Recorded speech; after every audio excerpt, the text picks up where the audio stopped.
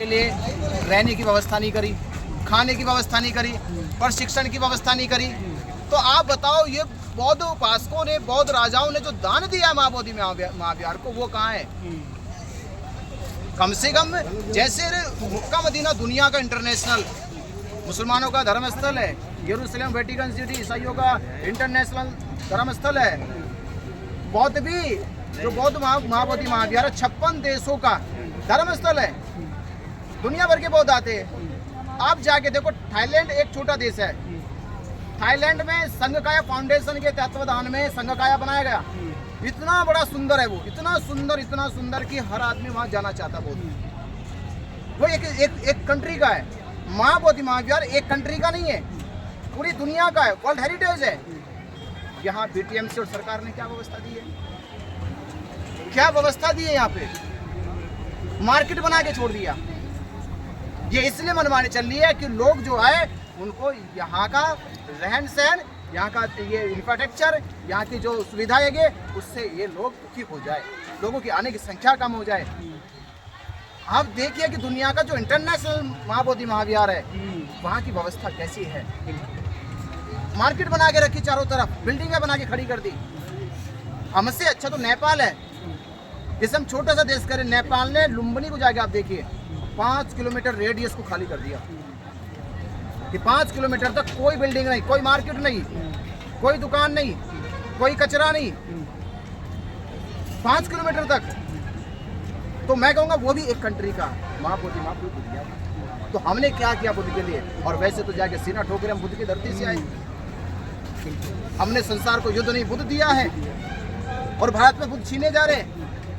भारत में बुद्ध की विरासत पे कब्जा किया जा रहा, बौद्ध भिक्षुओं के साथ अन्याय हो रहा, बौद्ध उपासकों के साथ अन्याय हो रहा। तो जब हमें पता चला सरकार से वो उम्मीद नहीं है, ये उम्मीद हमें अपने भीतर जगानी होगी। इसलिए बौद्ध भिक्षु सैकड़ों की संख्या में एकजुट हुआ है, लगातार कर्म चल रहा है।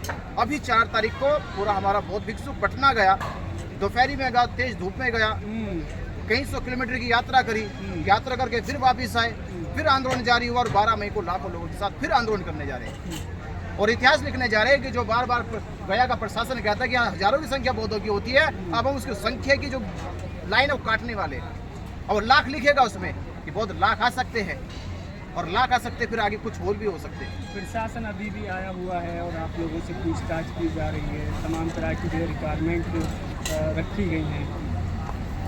उनकी ड्यूटी है भाई, उनकी ड्यूटी है, वो आए यहाँ। तो हम तो कह रहे हैं कि उनको यार रोज रहना चाहिए भाई। हमने प्राइवेट वो रख रखा है, या क्या बोले सुरक्षा कर्मी, हमने प्राइवेट रखा, तो हम तो कह रहे हैं उनको दिन रात यहाँ रहना चाहिए।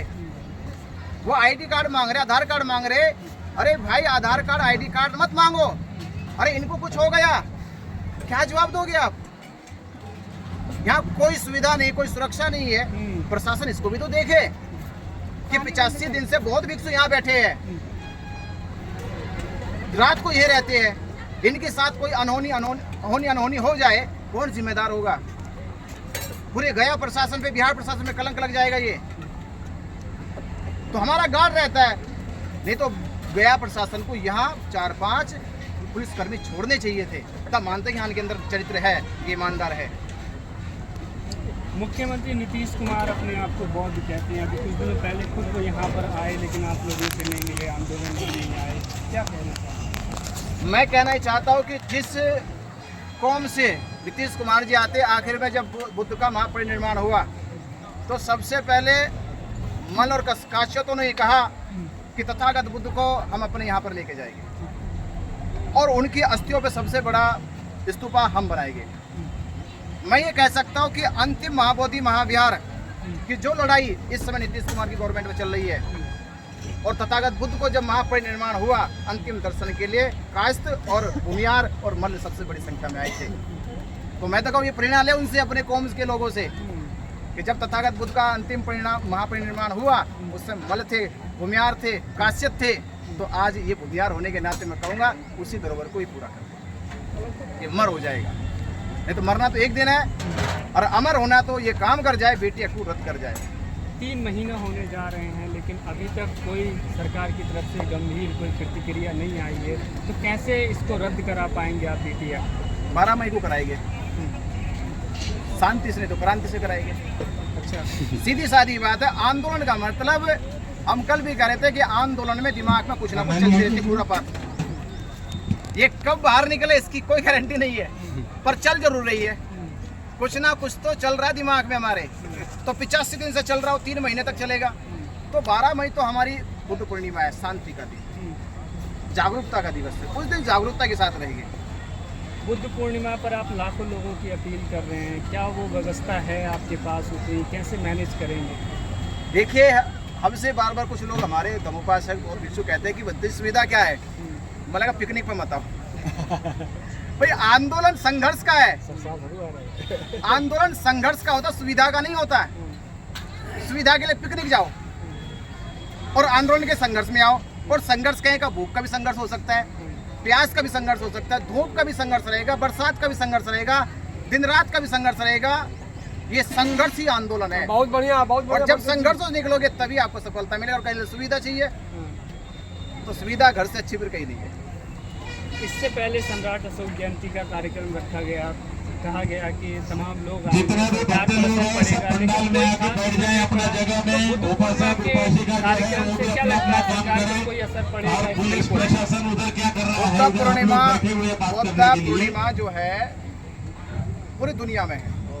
दुनिया भर का बौद्ध समाज आने वाला है। जब दुनिया का पूरा बौद्ध समाज आएगा और जब पूरा समाज आएगा देखेगा कि धरना स्थल पे क्या हो रहा है।